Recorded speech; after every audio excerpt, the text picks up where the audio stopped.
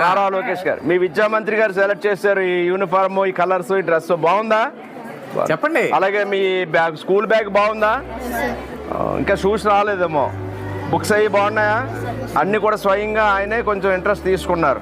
Mid day meal, మధ్యాహ్న భోజనానికి ఈ మధ్య ఒక పేరు పెట్టారు లోకేష్ గారు, పవన్ కళ్యాణ్ గారు, చంద్రబాబు నాయుడు గారు. పిలుస్తారు? ఏం పేరు అది? డొక్కా సీతమ్మ మధ్యాహ్న భోజన పథకం.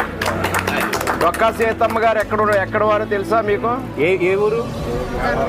గన్నవరం. ఓకే. డొక్కా సీతమ్మ గారి పేరు ఎందుకు పెట్టుకున్నాం మనం? ఆవిడ గొప్పతనం ఏమిటి? ఆకలిగా ఉన్న వాళ్ళకి భోజనం, అన్నం పెట్టేది ఆవిడ.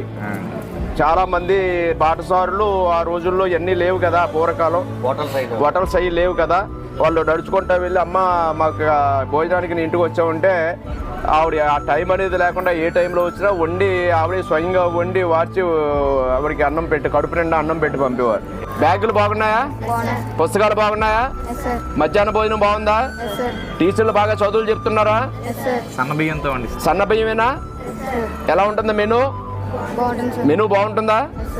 అప్పుడు గతానికి ఇప్పటికి మెనూ మార్చారా? అప్పుడు భోజనాలకు ఇప్పుడు భోజనాలకి మార్పు కనపడిందా? Thank you.